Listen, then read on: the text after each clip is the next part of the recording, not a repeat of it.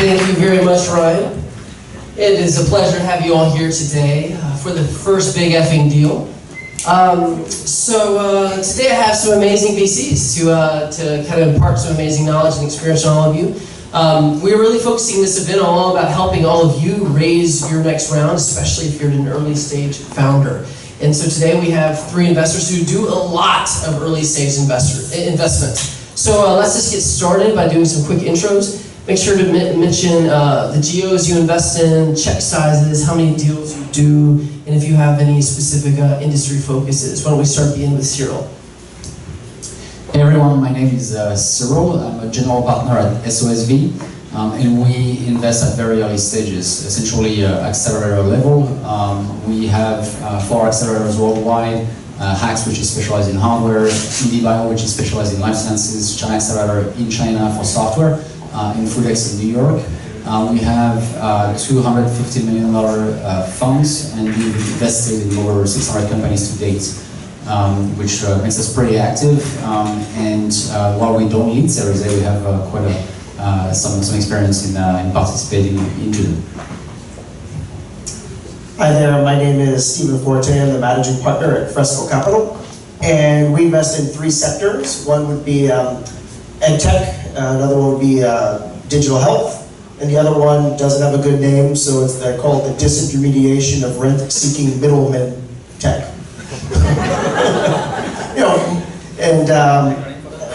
You can come up with an acronym. We could do that.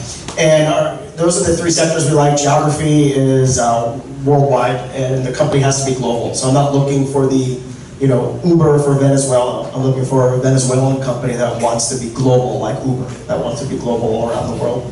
And our check size is usually, the company, the stage that we invest in is usually a late seed, pre-Series A round. So typically seed extensions we'll get into, or big seed rounds, like a $2 million raise. And our check size is probably around the 250K range. We follow on for Series A, but virtually never have led the Series A. A handful of times we have interesting, kind of strange deals. And then in my spare time, I run an accelerator for the Vatican, which will be out in Rome this summer. So we do there is 100K checks in more seed stage. So almost the same kind of thing. So a lot of companies looking for Series A's. All right, Raymond Liao, one of the managing director at Samsung Next Ventures. Samsung Next is also called the Global Innovation Center of Samsung Electronics. So we focus on seed, Series A, and Series B. Sort of invest globally. Focus on software and services. So everything that touch Samsung Electronics, like mobile, smart TV, home appliances, IoT, you name it. Right? So average check size, seed is about $500,000, 1 million in Series A, and 2 million in Series B. That's average.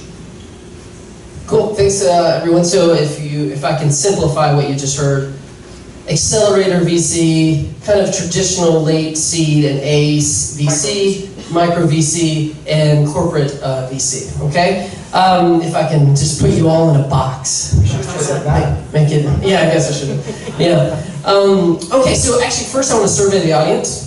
Who are currently founders of a startup? Raise your hand. Okay, so that's about 50%, 60% probably. How many of the founders in the audience have raised capital? Raised capital from anyone for this startup that you are working for? Okay, so about half of the crew that raised their hand otherwise. Okay, cool, that helps. So we're gonna get started. We have VCs on the panel, so I have to throw them a softball, something to kind of build up their egos first. So we're gonna start with an easy question. We'll get to the harder questions later. But the ego building question is, I want everyone to tell me about what you feel like is the best deal, especially since we're talking about Series A. Let's talk about your best Series A deal that you've been a part of. And tell us a little bit about how it came about. Who wants to jump in? Damn. All right. I guess it's going to be a fairly easy one. About 5 years ago, when we started Hacks back in China, we had a company called MakeBlock, which does STEM education kits, robotic systems, essentially. It was just a one-man show back then. And it was a pretty interesting experience because since we deal with hardware, we deal also a lot with crowdfunding. Those were the early stages of crowdfunding. We did a Kickstarter campaign. That company just did $180,000, which back then was pretty good, but nothing too crazy, and nothing obviously too crazy nowadays. That company was very scrappy, and we didn't hear about them for about a couple of years, until they were like, well, actually, we moved up to, I think it was maybe 4 to 5 million in sales in the first couple of years, type of thing. We just received a term sheet from Sequoia, because essentially, they managed their costs well, they were all profitable and whatnot. They invested $5 million at a $50 million valuation, and that was probably the easiest one I had. MakeBlock now is about 300 people 5 years later. They've just raised a pre-IPO round of $40 million. Always been profitable, never actually touched that Series A money, which is something I would encourage you guys to do. And back on the original question, how many deals do you do a year? Across all? Across all, 300. So 300. When you do 300 deals a year, you're going to have wonderful situations like that where 2 years later you haven't heard from a startup and they contact you and say, hey, we're raising from Sequoia today. Right. Absolutely. That's probably not a story you're going to hear from Steve here. All right, because at the accelerator level, you have far more surface area, where at a traditional VC fund, you probably invest in more like 15 a year, which is probably about our speed. And that includes follow-on, previous rights or following up with previous companies. But probably our easiest Series A story was one of our companies where they started out as a Kickstarter project, and they were looking, like most Kickstarter projects, they were looking for some investment to kind of get to production, which they did. And then they did a seed round, which we participated in, and I forget the terms, but it was something totally normal, like, we put $100K in on a note that was, single-digit $1 million, cap. And, probably about 6 months later, they called us up and said that Bessemer Partners is leading their Series A, and they want to take the entire Series A. So they want to crowd out all those other investors, because when you invest with a convertible note, you do not actually have the pro rata rights. And for those of you that don't know what pro rata rights are, that's my, as an investor, right to continue to hold my percentage of ownership. And so if I, great example of that, if I put money into your company and I own 3% of your company, when you do larger and larger rounds, pro rata rights gives me the right to put money in to keep that 3%. And Bessemer just said, nope, we're taking the entire round. And I was getting ready to put my dukes up and fight Bessemer. I'm like, okay, I can take these guys on. I don't care. Little Steve versus multi-billion-dollar fund. And the founder said, no, I told them to go F themselves if they don't let you guys in, because you believed in us in the first time. And that was a few years ago. And that founder, we stood by him, he stood by us, and like MakeBlock, they just closed a $100 million round, which again, the Wall Street people and the private equity people told us we couldn't participate. And he goes, as much as you guys want, right? And the name is Fire Global, and they make nano satellites. So they've been in a very sexy space as well. And making money on a nice path, but it's about the relationship with the founder. I was telling somebody here, it's about the dollars you take as a commodity. So because we built the relationship with the founder, we participated in every round they've done, from the 500K round they were raising to the $100 million round that they were raising. So that's your first tidbit of advice, everyone, right? Is don't screw your early investors, right? At A, because this is a very typical story, right? You take a lot of notes from people who believe in you early, and then you get a lot of traction, and then Sequoia wants to take the whole deal. But yes, please protect the early investor guys. Okay, so Raymond? All right, so I'm a corporate VC, right? So the success to me is different from financial VCs. So the story I can tell is that we found a company from Kickstarter. That's about 4 years ago. And this company is based in Boston. So we led the Series A, and we brought in GE, Synchrony, and Visa. Then within about half a year, we acquired the company. My project team acquired the company. And then within additional 3 months, the company's product is in tens of million smartphones. That's Samsung Pay today. Okay, so that to me is a great return to the not necessarily to the investor, but to the entrepreneurs, because they get a financial exit, but more importantly, their technology show up literally on hundreds of million devices today. Okay, so of all the startups, many in this room who have raised a seed stage, I think we have probably 30 hands raised that they've raised this. Let's assume they've raised a seed round. 70% of those 30%, and 70% of all seed, all startups that raise a seed do not raise an A. They fail to raise an A. Okay, so there's an incredible gauntlet or a bottleneck between seed and A. What are your theories why? Some say Series A crunch, or some say too many startups, some say too much money in early stage. Lots of reasons. What do you guys think?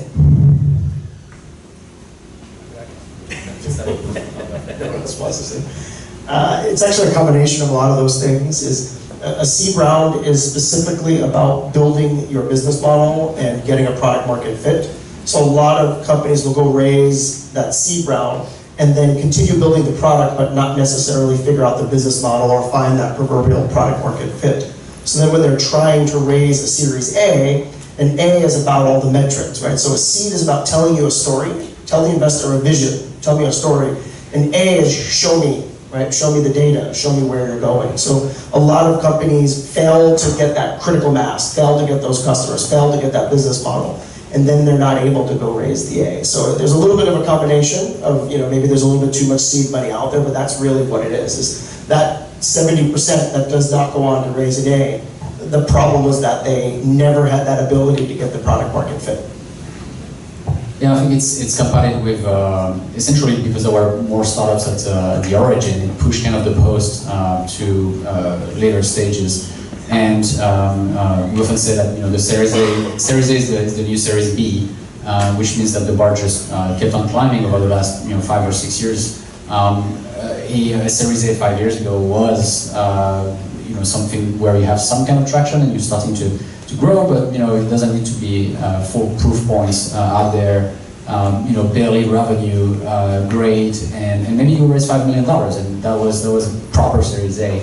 But nowadays, when we talk about Series A, it's a $10 million round, and that means that it's kind of the new Series B, which creates, it needs more, way more traction. So the semantics are actually not very interesting, although somewhat they are, because VCs have really that particularity to fund certain stages. But you can definitely see the fragmentation, and I'm sure you have all experienced it if you started to raise money between the pre-seed, the seed, the post-seed, then the bridge to the post-seed, the post-seed, and the pre-A to the A, and it's pretty crazy. But and it sounds like most of you must be like, what the hell is going on?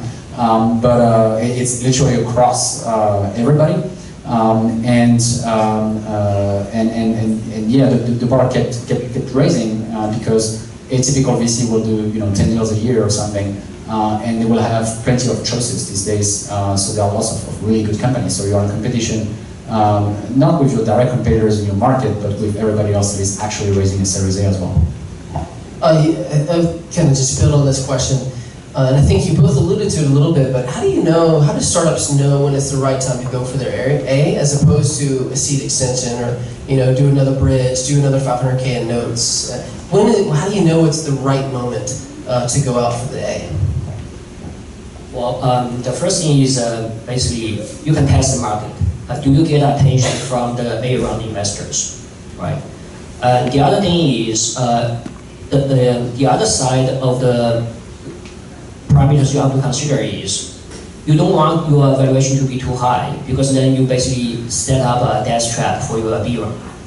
Because if you cannot fulfill the expectation, right? So I would say most of the companies really you see, okay, can I get the traction from the A round investors? You cannot, then continue to raise the smaller amount, sort of scale down your growth path. I'll say it's really a process, and it's actually really dragging over time. Raising a Series A is it's not something that you do in a month or two. It's literally at least 6 months of effort. Generally, or sometimes it sounds like it's almost a year of effort where you've engaged with the investors early on, and you are kind of trying to get the metrics that they're looking for. And it's a very difficult and frustrating exercise, I think, for everybody, entrepreneurs and early stage investors, is actually to figure out what those metrics are. And the post keeps on moving, and it's never good enough. And of course, there are other deals coming in the way. But it's necessary to really get a hook and expect a long period, at least 6 months to actually close the thing. Once the hook is there, the VC is ready to invest almost, but there will still be a lot to clean up, lots of due diligence required. Again, Series A to Series B means a lot more due diligence that you are used to, and that takes a lot of time. And the latest is I've been at Series A took about 5-6 months to close. So it's a long time, which means that this is why you end up with those $1 million bridges that keep on bridging the company to the A. I think we haven't seen entirely the end of this game, and whether or not the Series A investors will bite, but get ready for a fairly long process here. I make the argument that if your process is taking long, you probably were too early, and you should probably go back. And as Cyril said, consider those bridge rounds or those seed extension plus pre-A rounds, whatever you call them these days. Because raising a Series A is actually really, really easy once you're ready. Because you have to do two things. You do these two things, the VCs on Sand Hill Road will start, you just drive down Sand Hill Road and they'll start throwing money out of the windows at you. Is you build a repeatable business that scales, right? Two very simple things, but of course very hard to do in your startup, right? The repeatable business part is pretty easy, right? You see about the business model that's repeatable. And then the scalability also, of course, means as you go from, if you have inventory, go from 100 items in inventory to 200 items, you don't grow by 100%, you grow by 300%, right? You have to have an exponential growth rate, not a linear growth rate, right? So you can start doing those two things. You'll raise a Series A quite fast. But as Cyril said, it takes a really, really long time to raise the A because you're probably in the process of doing those things. Because once you've built the scalable business that's repeatable, raising the A is fast. Wow, that was cut off. I think I ran out of battery. Cut out. It was the time for an A.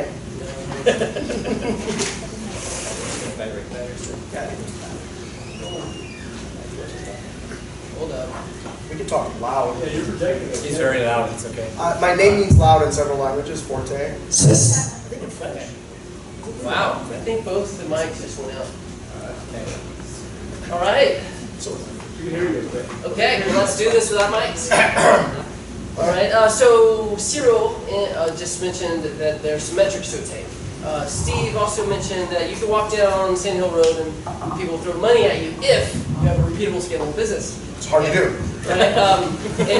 And so what I'd really like us to impart to the audience today is, what are some objective metrics that a startup could to really go for and say, okay, once I'm here, then I know that it's worthy to start pursuing my A. What are the metrics that really justify the A? And so basically I'm asking you, what are the metrics you look for in Series A investments? Feel free, I know that's a very broad question and you all invest in certain verticals, so feel free to tailor that specific to the verticals that you invest in.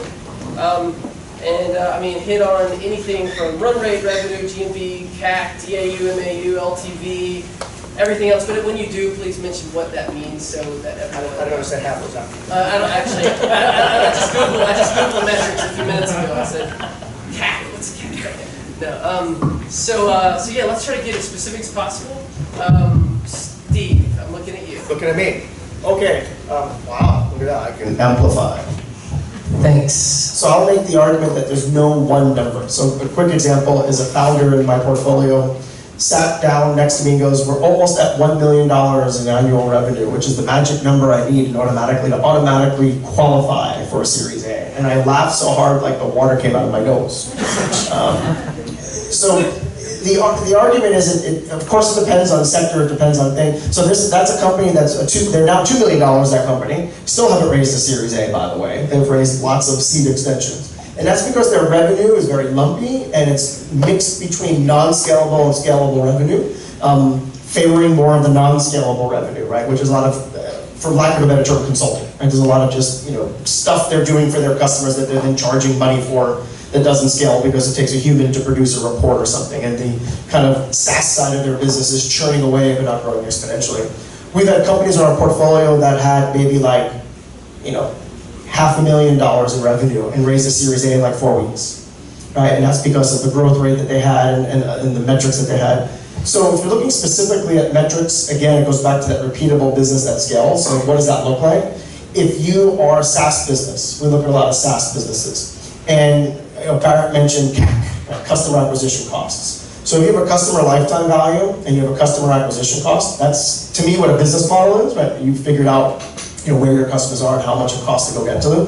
If you're like at around a 3x ratio, right? So every dollar you spend, 3x comes out with a payback period of like 6 to 9 months. Like that's what the successful, SaaS businesses do. So that would be a successful metric to look for. But it's not the only metric, but for every type of business you want to look at the comparables. So I just chose one off the top of my head because he said CAC and we're making fun of it. But successful businesses, that was Salesforce's ratio, right, when they raised the Series A, right? So you look at a comparable and see what they've done, as long as you, again, got that repeatable business model, right, that scaling. What if my startup's CAC is better than Uber's? Should I raise an A? That was a joke, everybody. You can laugh now. But actually, it's a good point though. If your CAC is better than Uber, and you are in a completely different It's industry. very easy, right? Right. What is it, like If you're in a different industry, it doesn't matter. Snapchat. I agree. So this is really industry specific. So you would pay attention to your comparables. And most of you probably don't know who are your comparables, what are the financials of them. So that's your challenge, right? And also you say, I only have a few months of revenue, if I'm lucky. So what do I show, right? So there I would suggest you really nail down the very few paying customers you have.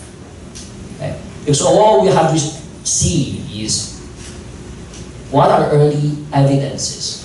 That's confirmed evidences. Okay, this is the customer acquisition cost. Because I test this, maybe I'm early, I only have 10 customers. Okay, this is how I validate it. And understand what's their pain point, why they're willing to pay how much to me.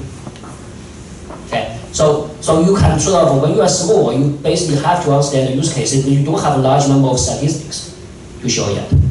Yeah. That's sort of you are in the chicken and egg phase that you should get stuck. Okay.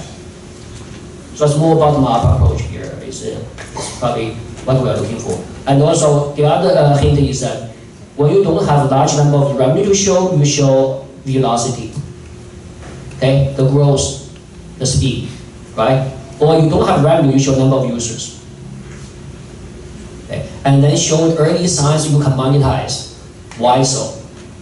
That's where comparable to help. Okay, so this company maybe in US, you are based in China, there's a company in US, then they did this thing. They turn on monetization, then within half a year, they have this much revenue. So you basically have to show this kind of evidence to educate the VCs. Sometimes VCs, they do not know the problem you are solving, usually. Yeah. All right, I was thinking a bit about hardware, and it's both fun and sad at the same time, because we're talking generally about businesses that actually have revenue, and in theory, you could actually raise a Series A without revenue, and some entrepreneurs manage to do that, but generally they have some kind of pedigree, or they will be more or less in the software space because they have growth to show. But in the hardware space, it's really difficult to do without revenue, which is both a blessing and a curse, because you will start with venture revenue that could lead to your seed round, and then you are going to continue to develop the business up until a certain metric. And at that point, we're still talking about revenue, but we're also nowadays talking about the recurring revenue that is sitting on top of the hardware, or the community that is surrounding that business through the app, etc. We'll be talking about, in the case of Dropcam, for example, the recurring revenue were pretty nuts, which is why they got acquired for $500 million by Google eventually. If you don't have this kind of metrics attached to the piece of hardware you're selling, whether it's B2B or B2C, it would be very difficult because you end up with somewhat non-recurring revenue, and you will get to retail if you're B2C or to large customers eventually, but the bar will keep on growing. So from things I've seen, we discussed about a company that reached $4 to $5 million, but that was three years ago, essentially raising a Series A at a fairly healthy valuation, and dangerous one to the point earlier is like if your valuation is really high, then the expectations will be really high. But if you're in the consumer hardware space nowadays, it's really difficult to raise a Series A even with $10 million in revenue. And at this point, it's pretty interesting because you are, depending on where you are on the planet, you are considering becoming a profitable company in theory if you respect, the margins that you need to have in such a business. And yet, it's still difficult for VCs to fund these kind of businesses, in particular because they generally don't want to fund the inventory aspects of it on the way up, which is what banks are supposed to do. But 10 million in sales versus 50 is still a big risk to be taken by the VCs here. So the bar is extremely high. On the other hand, sometimes VCs will also take advantage of B2B hardware, like in robotics in particular, because those machines are fairly expensive and it takes time to get to market. And yet, even the company has raised a very little amount of money, sometimes the valuations are too low. So the timing of raising your Series A here is important, because if your valuation is too low, you are literally, after Series A, you may have, you'll probably be below 50% ownership. It's quite possible you will be below 40% ownership, and yet you will have raised only like, $10, $15 million, which, is not so cool. So we can probably talk maybe later about, the bad scenarios for you not to get into. I can answer that. Go for it. If you remember, I said it depends, and both of us talked about the comparables. The other thing that you can do that's metric-based is have your business model figured out with some validating revenue behind it, which doesn't necessarily mean having hundreds and hundreds of customers or millions and millions of dollars. I'll give you a quick example of one of the companies in our portfolio. About 3 months ago, at the board meeting, she said, this is one of the ed tech companies. She goes, well, we know how much the average contract value is with the university. Okay, that's the beginning of knowing something interesting. She's done enough deals with these universities to understand. And she goes, we know a salesperson can close this many universities per month. I'm like, wow, this is good metrics. And then she says, we also know how much we pay the salespeople, obviously what the commissions are, all that information. And we've now figured out how long it takes the cycle one through. Right, so meaning is we know that the funnel of sales is 9 months or 8, whatever that number is, and we know how to go put them into the funnel. She goes, is that enough metrics to raise a Series A? And I like dropped my jaw, and I'm like, yeah, you should go out and raise a Series A tomorrow. Right? That was 3 months ago. She has closed that Series A, by the way, in 3 months, because she had all those metrics and had enough data that goes into those metrics. Similar to when we were talking about the CAC and the LTV and things like that. Even though her revenue wasn't through the roof, millions of dollars, she had enough revenue as a business long enough where you can extrapolate that data out. So sometimes it's just saying, well, here's the business model, right? Salespeople close this many deals, this average contract size, here's what the funnel looks like, here's what we pay people. As opposed to like businesses I've ran in the past, where like the VCs would ask me questions like, oh, so you're gonna expand into Asia, how many salespeople are you gonna need? I'm like, 20? Like, where'd you get that number from? Sounded good, right? They know exactly how many salespeople to add in every region, how much it's gonna make them, things like that. So I think the qualitative answer to the quantitative question is it depends. But again, you have heard over and over the same sort of idea. Concept is that at seed, it's all about finding that product market fit with a very specific addressable market, going out to investors today and saying, we have proven this here, by raising an A from you, we can scale this to all these other markets that we've been ignoring so far. Okay, and so it doesn't necessarily take huge numbers to prove that, as long as you can prove it in this relatively small scale. Yeah, I'd like to add on that actually. It's very important that if you think you're going for a Series A, you are selling a $1 billion company. I'm not understating that, because the VCs are very different beasts than the early stage investors, who generally, might side with the founders and also have vested interest for the company to be sold at $30 million or 40 or whatever, because they own 10% of the company and they'll be happy with their IRR and whatnot. But at the moment you step into the real Series A room and you take that money, you are swinging for the fences, and any other option is over. So keep that in mind, depending on what kind of businesses you want to build, and sometimes how long you've been for it, because it may take you 5 or 6 years to get to a Series A. And I've been there with some founders, and the conversation went a bit like this, like, well, we just received acquisition offers for X, and the VCs essentially, we didn't take it, and the VC is matching that valuation for a Series A, except that the terms attached to it are essentially, participating preferred, or they will have a veto on the sale. And the company is 5 years old, and they wish they could, they'll be happy at selling it for $15 million, and nobody will be happy with that, except the VC that just came in with, $5 million or $10 million, and the valuation is still not so high. But the message is quite clear: is there won't be any sale under $100 million, and probably under 10 times what they paid for it. If it was $30 million, a VC is not going to sell. It's going to put a veto for $300 million, even though if it sounds better for the founders and early stage investors, just don't care. So make sure that you manage those expectations and be prepared to go all the way if you plan to raise a Series A. It's a great addition, is to really study the interests of seed investors versus institutional A investors. So drastically different, completely different animals, and if you go in with a similar pitch as your seed, you're going to get kicked out of the boardroom. So great addition, Cyril. Okay, so let's talk about the qualitative a little bit. How do you weigh, at Series A, how do you weigh vision and story versus true metrics? Vision and story, where I'm going to take this company. The $1 billion story that Cyril's talking, how do you weigh that versus what metric, the actual metrics, revenue, and so on that they might be having at the moment? So how do you weigh that at Series A? I would say the vision is very important, but you need to have a substance to back it up.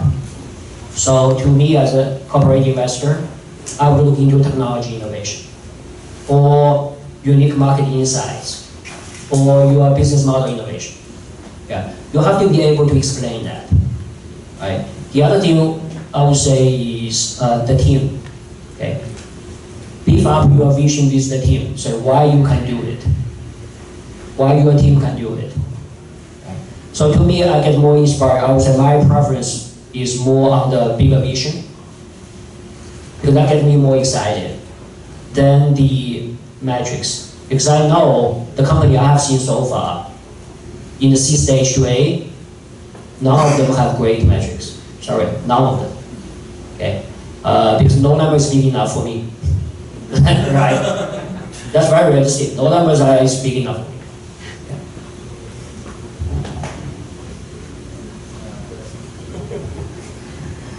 So I've always said, I think I mentioned it even just in one of the previous questions, right? Your seed round is telling the story and selling a vision, because at best you have a product and you might have a customer or two.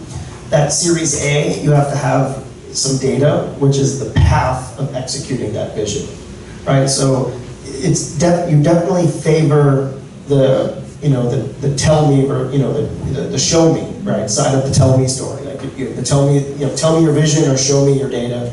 In Series A, you're definitely favoring that that data. But it has to be against, as Cyril said, some larger vision. I don't necessarily agree with him that you have to go and pitch everyone as being a $1 billion company, but it has to be a really big company. And I guess nowadays the $1 billion company is the what's in vogue. But it does have to be something that, when you start doing the math, has to be quantitatively anywhere between 25 and 100 times larger than what you're doing in your Series A, right? Like, so if you have like $1 million to $2 million in revenue, right, you have to be looking at a company that's going to be $100, $200, $300 million in revenue, right? Long term, right? And demonstrate the path to getting there, right? And that's actually what it is. So it is a vision, right? You know, we have this vision of this big, bold, billion-dollar company, but the path of getting here is laid, the groundwork is laid now, and here's the metrics that do it. Okay, my next question is, you guys have alluded to a few kind of red flags that come up sometimes in deals that make you just want to pass on the deal immediately, just in passing already. So I want to bring some of those out. What are some red flags, basically, that if you hear in a pitch, in a deal, in a meeting, in a deck, about the company, something they say, where they're going, that makes you just say, I'm going to pass on this deal right away? So I'll take the standpoint of a Series A, kind of the things that I've noticed happening. We touched over there about the team, and it's undoubtedly a key element of the Series A. So much so that essentially you should prepare again the year before your management team and everything surrounding the company. At that stage, essentially, there is no stone that is left unturned by the VCs looking through your company, and they will generally notice holes, as missing a CEO or missing a VP of sales and whatnot. And generally, as a seed company, you will make excuses for it because you cannot pay those people, and you don't have that management ready, etc. But you actually have to make that effort and make sure that your team is absolutely complete and stellar, so that there is no question asked. And for those that are where you are missing, people, essentially you have already a list that is up and ready to go as soon as you get a series of financing.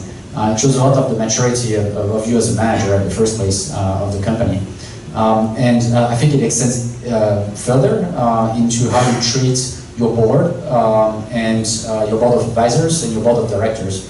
And here it's a bit more diving into the history of the company and essentially showing that you've been holding actual board meetings, which you absolutely might not have done yet, but showing that you have that maturity and that you've had that habit and that you have board materials that you can share over 12 months to any prospects, Series A investors, generally fairly impressive. And just the fact that you get your shit together as running the company is important. There are other elements that we can talk a bit later about the board, in particular having the seed investors and whatnot on board. I'll add one of the red flags is the communication of the founders, where if you ask as an investor, you're in a presentation, something obvious was skipped over or glossed over, and you ask some simple probing questions, and there's a lot of secrecy. And I'm not even talking about like, we're not going to disclose our core proprietary technology, our algorithm to you. I get that. But the unwillingness to talk about it at all is a bit of a flag. And it's not a flag that you're too secretive, it's a flag about your communication style back to investors. So having a disengaged investor, it's okay if you have seed investors that are not doubling down on your A, but if you have disengaged investors that want nothing to do with you, or founders that have nothing to do with you, it just tells me that your communication style, there's something off, and you may burn bridges, or you may not have good relationships, or your relationships end poorly. Because the investment in your company with a Series A investor is a long-term commitment, right? It is a 5 to 10 year journey together. So if it starts off with a lot of like secretive or really, really long time to respond to emails, or the reverse, like 10 emails in 10 minutes. So it's really the communication is one of the flags. Yeah, I agree. Let me simplify that. It's basically you have to be true yourself, be honest.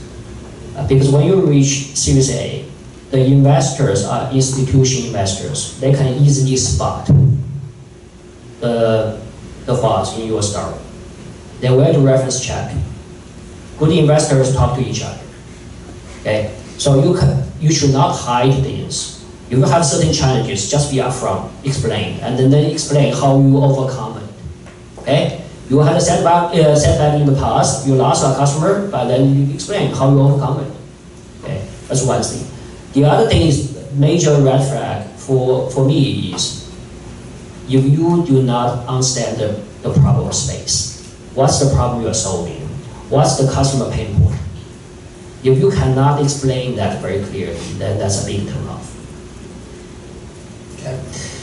So let's talk a little bit. We've got a few more minutes before we're going to go to questions from the audience, so get your questions ready, everybody. But let's talk a little bit about terms.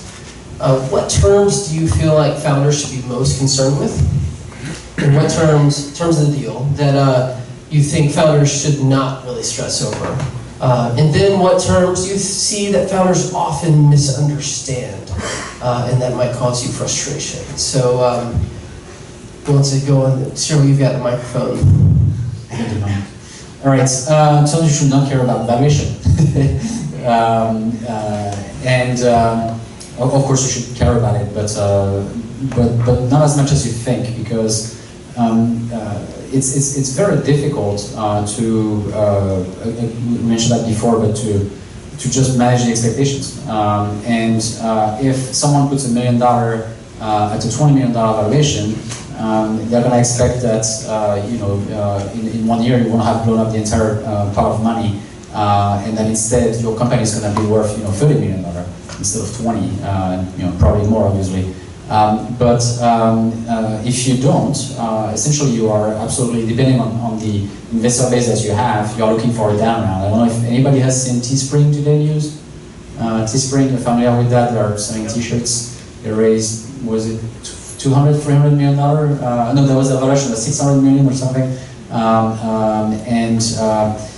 They raised hundreds of millions or whatever. But anyway, today they've been recapped at $5 million investment on $11 million valuation, and it's been running for 5 years, and that hurts quite a bit because everybody got washed out. Founders equity, ESOP, everything, etc. So the downround is dreaded, and this one is a bit crazy, but essentially you are better off ending up with something that goes on the way up, slowly but surely, and that is just good management of the expectation.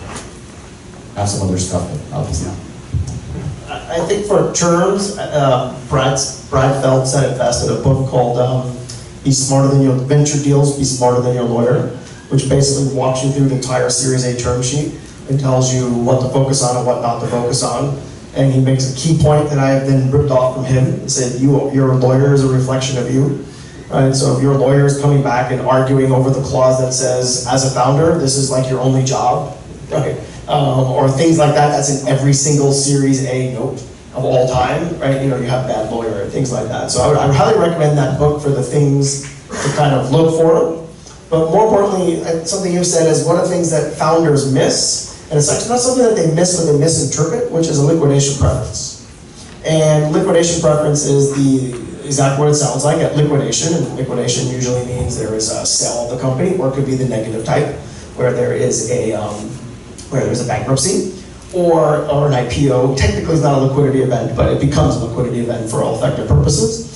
And a liquidation preference says, if I put $20 million in and have a 2x liquidation preference, the first $40 million goes to me, right? And then the rest is split evenly. And then there's ways with participating, non-participating, but founders understand that because they usually ask their lawyer to explain it to them. And then they say, that will never come into play because we're going to get sold for $300 billion trillion down the road. And then all of a sudden comes the deal where you took $20 million of venture funding, and then the venture capitalist has a 2x liquidation preference, and then you sell your company for $24 million, right? Founders and everyone get zero. Even other investors get zero, right? So that's one important one to look at, because there's a lot of these acqui-hires going around where you're getting acquired for $4 million to come work at Amazon or Google or something, and those liquidation preferences will start kicking in.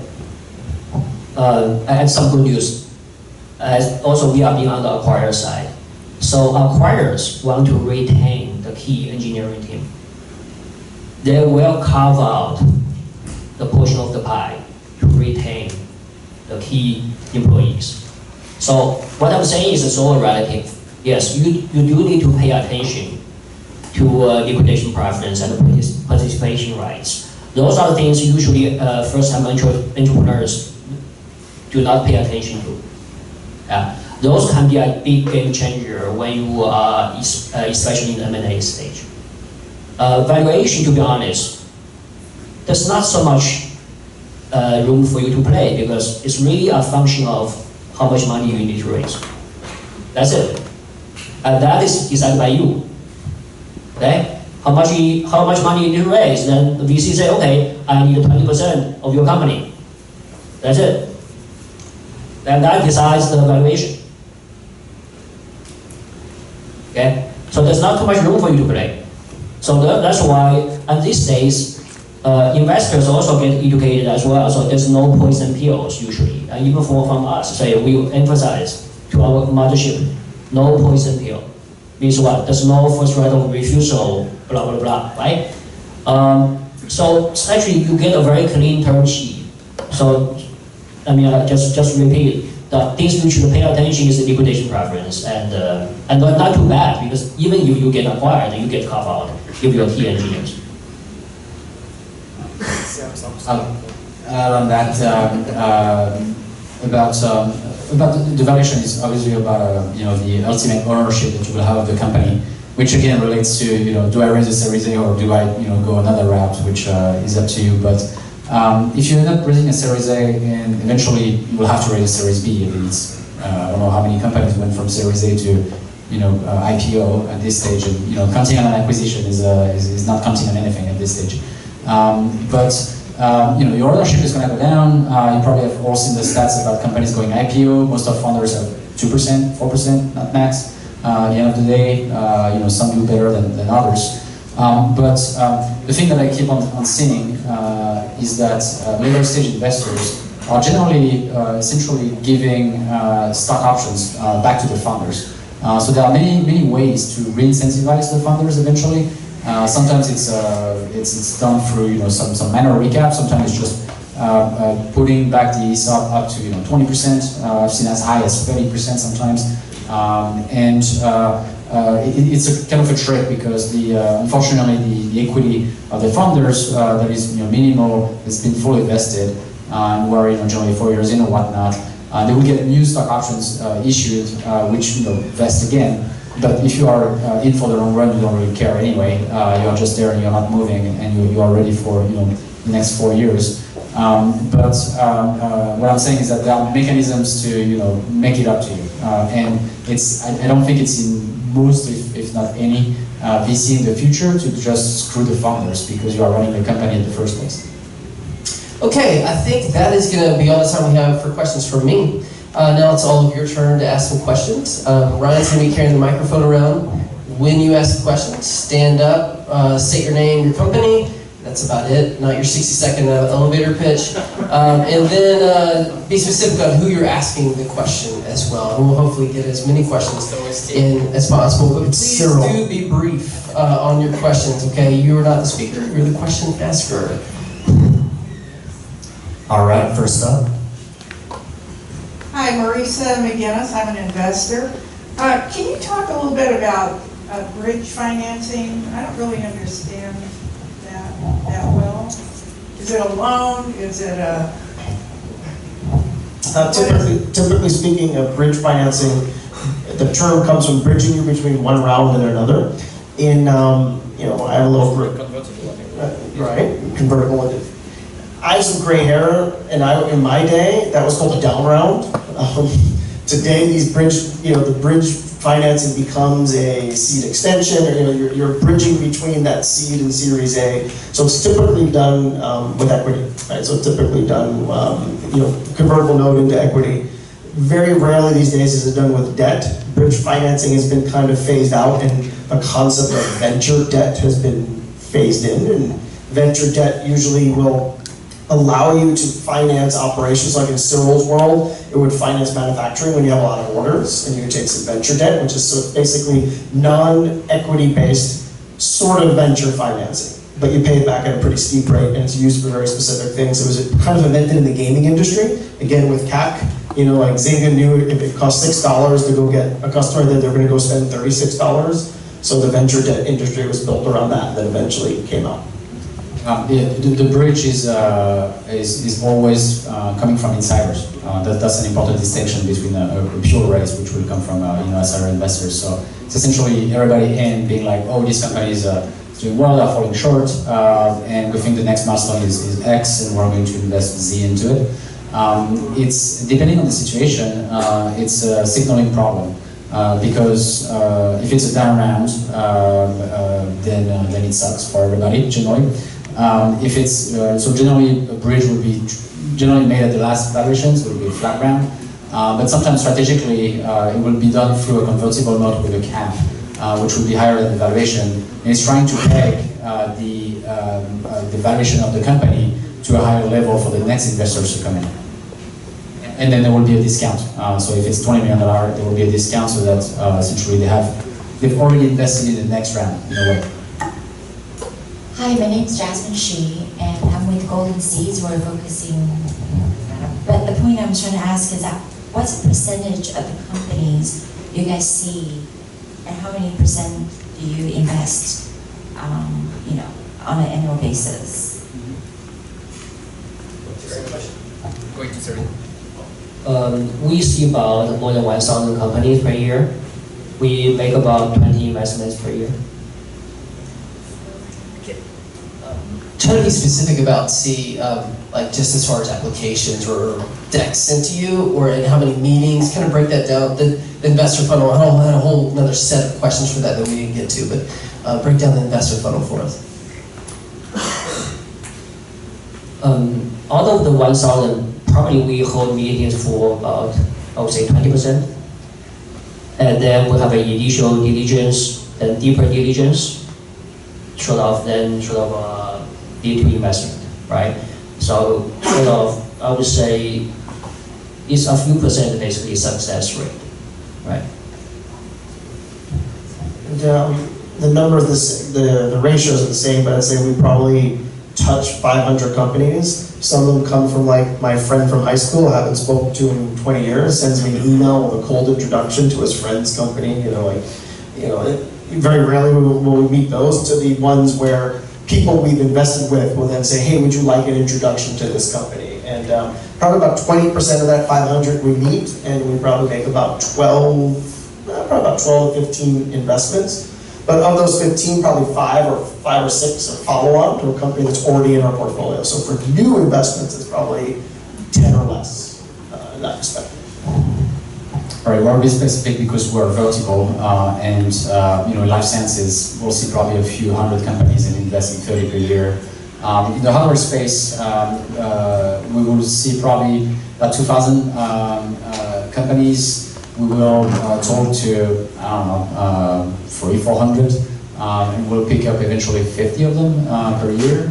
Out of those 50, between 70 to 90% of them will raise $1 million, and then I don't know about 5, 10, then continues to go down. But essentially, since we started 5 years ago, we have the Series B getting started. Probably you will count on raising your first $1 million in the first year or so. It's debatable whether 2 or 5 is what's in the next 2 years. And the Series A will come in year 3 to 4, and the Series B in year 5.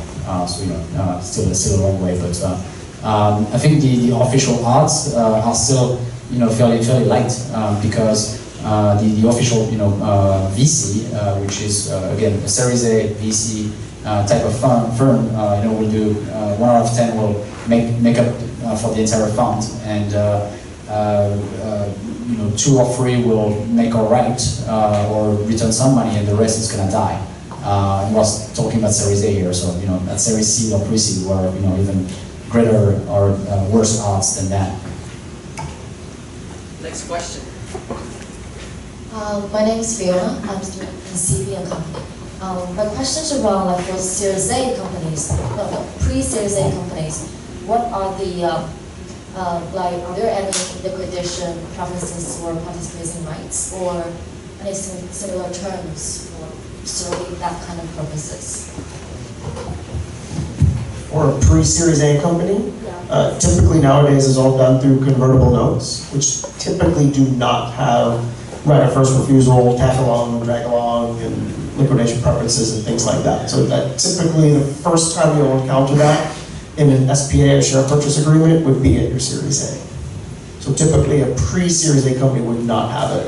And you asked about flags before. If nowadays, if you're seeing a very complicated seed investment pitch. It has all that kind of stuff in it. It just seems to me that it's either premature and that it's over-engineered and you have some crazy lawyers or a crazy founder, or they've been around way too long. Right? So typically it's done without the lawyers and using the safe docs. This is a very long conversation, but convertible notes can be really evil. And I would encourage all of you to do a price round before you get into a Series A so that you know what doing a price round is and so that you have a clean cap table to show future VCs. You like clean cap tables, or you like messy convertibles with different caps, or what do you like? Talk about how the lawyers can't do that. Yeah, one thing you need to be very clear. Convertible note holder are the debt holder. They need to get paid first. So that's basically just out of the book, that's 1x liquidation preference. To add on to that, I mean, you can easily study the standard notes, like if they're using a safe note or a KISS note, like a 500 Sharps KISS note or YC safe, you can generally find those online quite easily. Some notes, like especially on the KISS side, if you're using 500 Sharps KISS, they do typically have participation rights and some basic liquidation preferences as far as in the case of acquisition. And also something else you'll occasionally see, or depending on what stage you are, you might see most favored nation clauses as well as another term that you should probably be aware of. It just means that if I'm going to give you $5 at a $10 valuation, whatever, you're not going to go give someone else an $8 valuation in a month. Okay, it just says that if you give someone a better deal than me, you got to give that to me too until you raise that next round. But those are some key terms that you might see or might not. Ryan, I think. This is for Cyril. My name is Brady Simpson from simtech.io. So hardware is very different from software, and it's obviously really difficult and different to scale hardware. What are, in seed stage investments, what is the type of traction you're looking for when making a decision whether to invest?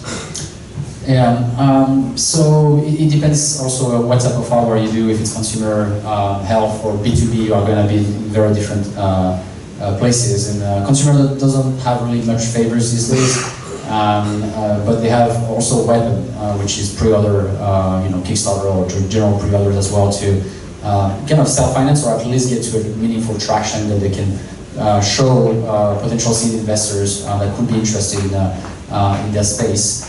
In the B2B space, it's going to be more or less of the same in terms of how many pilots and what's your funnel, and it's going to look like more of a traditional SaaS company out there to get there. But and in health, generally people will ask for some kind of data.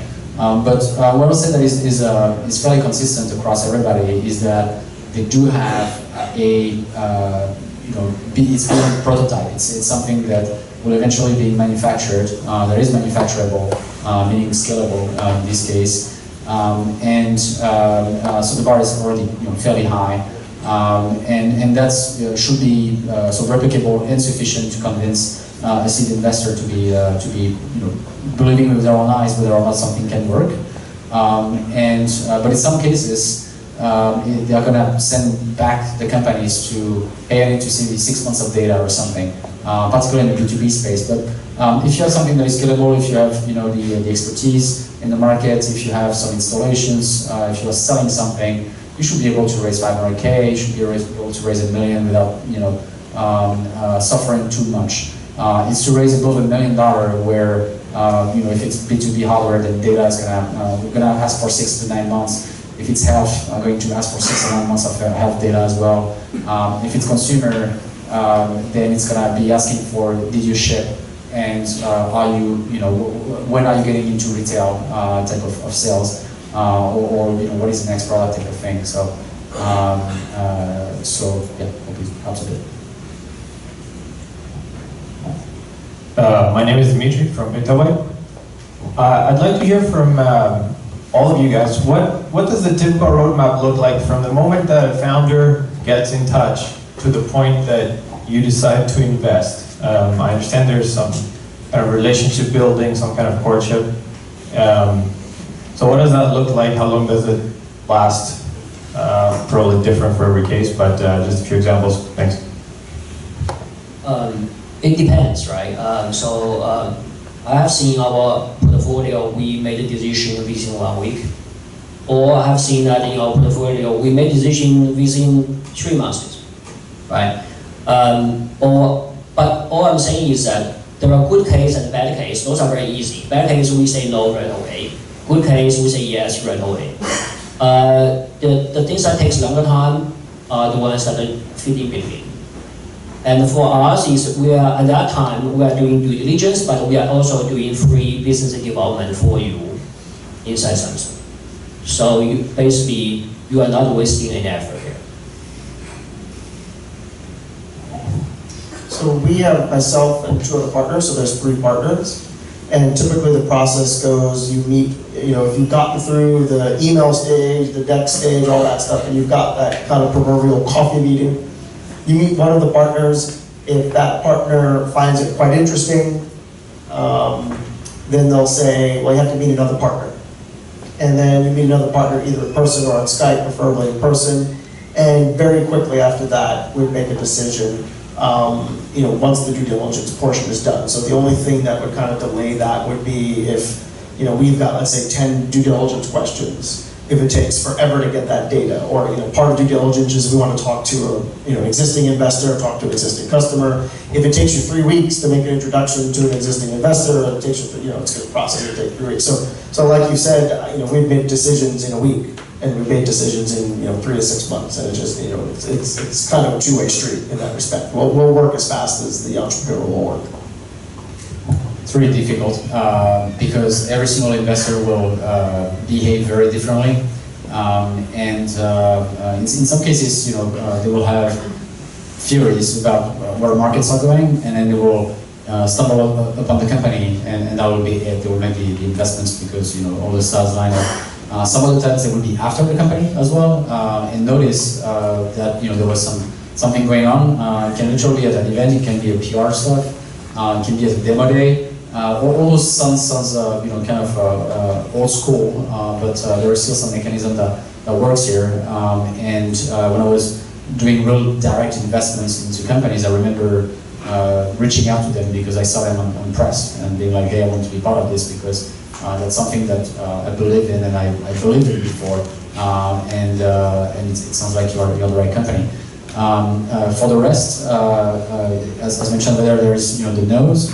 Or actually more of the ignoring, or sometimes relationship building that can happen. Literally, for us, sometimes it takes about a year.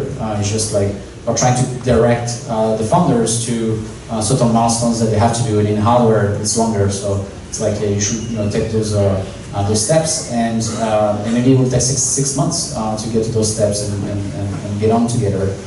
Some of the times, literally a day, being like, wow, this is fantastic, great team, we can do it. From a VC perspective, I think from a Series A perspective, this is much more difficult. But I've seen also decisions being made very, very quickly if there is pressure. At that point at Series A, you are talking about a different fear of missing out, which is linked generally to your traction, and you can shop around. But everybody wants to be in that position, obviously. I want to build on what he just said, is that last piece is incredibly important for solidifying your round. You will talk to 50 investors and probably half of them will say they're slightly interested or send me some more information or something like that. And a lot of times they'll go quiet immediately. I see this happen all the time. But really what's gonna be the difference between someone willing to do a deal with you in 3 days versus doing a deal in a year, it's gonna be you.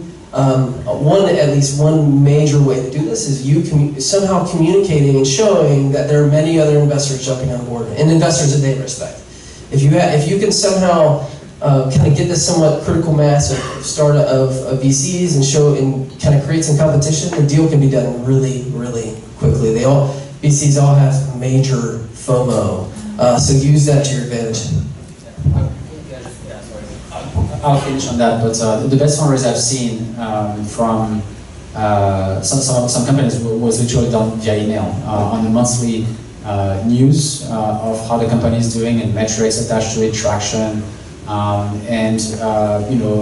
some point, 3, 4, 6 months later, oh, by the way, we're fundraising XYZ, and by reading for 6 months the testimonials, some investors just won't read it, but you can count on 30% to read that email. They'll be like, oh, okay, that's something's happening. Oh, and by the way, we have 30% of the rounds coming in, 50% of the rounds coming in. It's kind of a drag, but it's very important. And either way, you have to make that email every month to your own investors or to the next investors. So just build your own little database of people you meet and think of it long term. But absolutely, every single email coming out every month should be preparing the next round. Hi, my name is Abid Hussain. I'm an advisor and angel investor. I thought I heard one of the panelists, I can't remember which one, said it's, maybe I misunderstood the answer or the question, but I thought I heard that there was a recommendation to do a priced round in between a convertible and a Series A. That's the first time I've ever heard of that. Is that realistic? Is that an ideal scenario? What's the rationale behind that, and how would you go about doing that? Who would be the source of investors?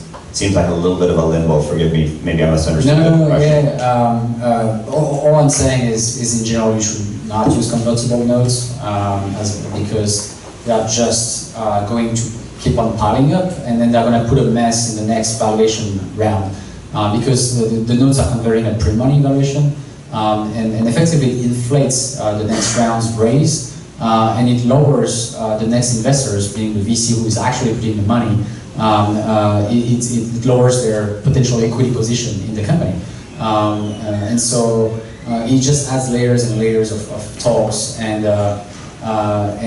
sometimes they have different caps and whatnot, and the conversion can become pretty brutal because the VC will get exasperated with it, and they'll just call the terms and being like, well, this is going to be the cap table at the end of the day. Goodbye. You take it or leave it. So if you can, and I know on the other side, making every single deal price round is a pain.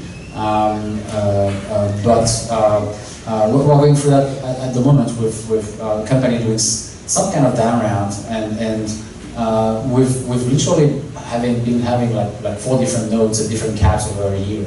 And there is the clause that Barrett mentioned of the most favored nation, which eventually will kick in. But when you think about the Series A and you see those caps everywhere, you have no idea where it's going to land, and you wish you would know by just doing an actual price round at a valuation that everybody's kind of cool with it, and enough capital in this case for the company to go on. So there are minor recaps happening. That are absolutely possible, but there will be more of a after the bridge. If the bridge, you have the first bridge and it doesn't go right to get to the Series A, that's the next one where the decision needs to be made about, okay, we price it and there's $2 million in the bank, and then we can get to Series A. Last question. Hi, my name is Nicole. Hello? Yes. My name is Nicole. I'm a student, and I do fundraising at school, and I'm just interested in it. And I want to ask, maybe Raymond, for the bike sharing fashion in China, like the OFO and Mobike, they want to expand the markets in US. Do you think that would be a success, and will your company be interested in investing in them? Well, the many ifs. Right, I think there's solving an important problem, which is the last mile in transportation, in mobility in general. I call this mobility as a service, right? But Mobike and OFO, they are successful because the unique situation in metropolitan China. Because basically, I don't know if people are aware of this in general. You basically you can it's like an Uber for bikes, but once you take it, you can just leave it at your destination. You don't have to sort of ride it back to a station. Okay, so that really solves the last mile problem. But this only works when you have a huge population. If I ride my bike to a remote village, I just leave it there, then that's dead end, right? So that's why I would say this model works probably in New York City, for example, inside San Francisco, but that's a little bit challenging because you have hills, right? So that's what I'm saying, that in many areas this model works, but not universally, right? And there's a lot to do with also, if you know Uber, it's not just simply, okay, I have the app. They have a huge amount of logistics behind the scene, right? The optimizations, all those things, right? What kind of a promotion they target you or the driver, right? So all those things actually, at the end, we decide which of these, bike sharing company will be more successful. But a few of them already, they are unicorns, right? You know that. All right, well that will conclude our panel. Thanks for the questions, everyone. Appreciate that. And thank you so much for our panelists. That was very educational. I hope everyone learned a lot.